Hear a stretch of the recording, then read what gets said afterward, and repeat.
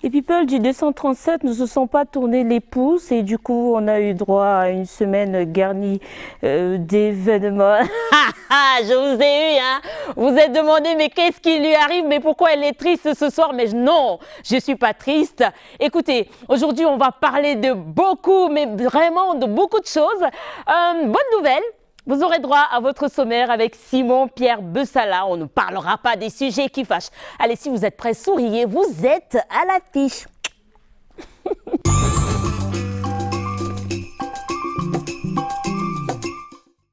Coup de foudre à Yaoundé. Il faut avouer que c'est du titre, hein, quand même. Le réalisateur a réfléchi, mais quand même. Hein. En tout cas, c'est pas mal. Mais j'aimerais bien voir Coup de foudre à Mfou aussi. Oui. Coup de foudre à Dikinemeki. Ah non mais, alors je parle là, vous comprenez que je parle là du long métrage de Mason Ewin, Coup de foudre à Yaoundé. Le tournage a débuté il y a pas mal de jours dans la ville de Yaoundé. Et justement, c'est un film dans lequel on pourra retrouver un beau mélange d'acteurs étrangers et nationaux. Simon-Pierre Bessala nous emmène dans les coulisses du tournage de ce film que tout le monde attend. Et comme on dit au cinéma, ça tourne.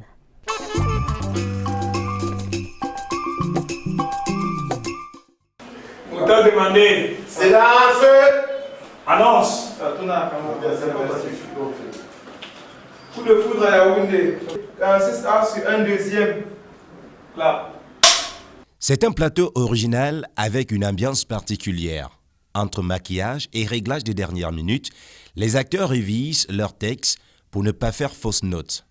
Et quand arrive le moment de l'action, c'est des vrais professionnels à la manœuvre. Je pense que d'avoir pris ton courage à deux mains pour affronter ta dragonne et ton père, tu parles, c'est enlever l'épine du pied. Samantha, tu t'imagines même pas à quel point j'ai envie de crier, danser.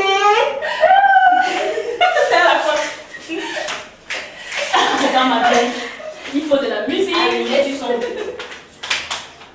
Il fallait bien une raison pour que le film soit tourné à Yaoundé. Déjà, le Cameroun, c'est un très beau pays et en plus, je trouve qu'on a une capitale qui n'est pas malheureusement assez connue. Donc, c'est pour ça que j'ai eu l'idée de tourner ce film Coup de foudre à Yaoundé. Je vais incarner le rôle de Romain Martel, le grand frère de Christopher Martel. Donc, du coup, je vais incarner le rôle d'un personnage qui est là déjà depuis 11 mois au Cameroun, qui s'est installé pour trouver un travail et qui va inviter du coup son petit frère et deux de ses meilleurs amis pour passer des vacances. Je me sens très bien. Très bien, pourquoi? Parce que très bien accueilli.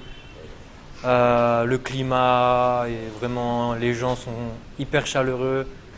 Je suis ici pour incarner un rôle, mais tout ce qui est incarné, il faut le ressentir, le vivre.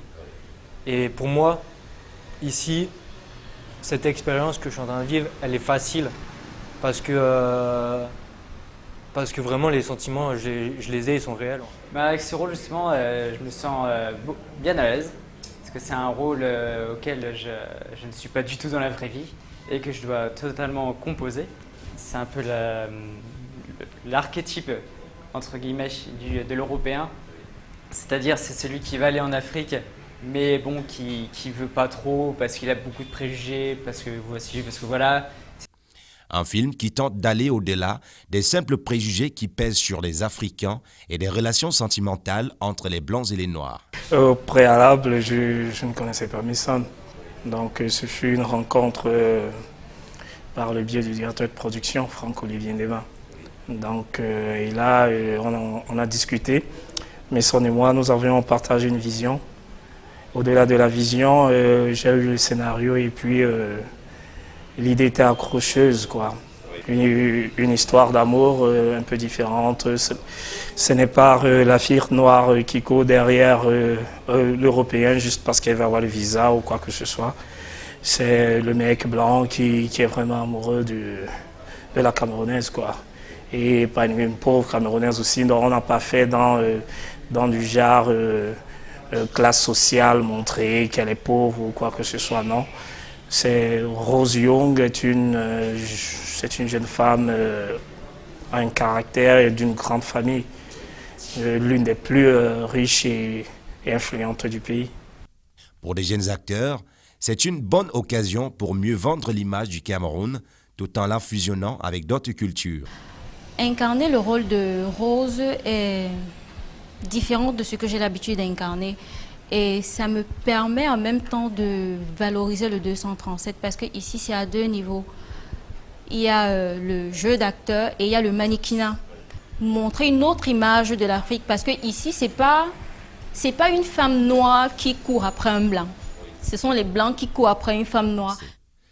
Ce qu'il faut retenir, c'est que le projet compte aller au-delà du simple tournage et la diffusion pour se hisser au sommet des Oscars pour que le label camerounais soit encore plus présent sur la scène internationale.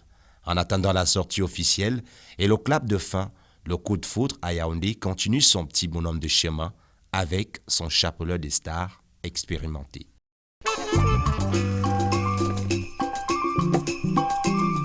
Il n'y a pas d'affaire Blanche Bana. Il y a eu un incident qui s'est passé sur le plateau, comme ça peut arriver dans plusieurs autres. Ce qui m'a exaspéré, c'est les mots qui ont été utilisés sur la toile. Je peux les citer, il y a eu le mot violenté.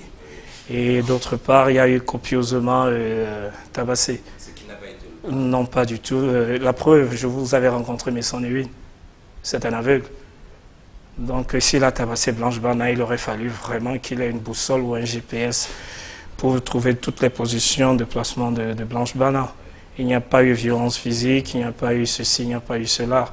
Il y a eu un acteur, il y a eu une actrice et son producteur qui ne sont pas entendus sur les bases de contractuelles.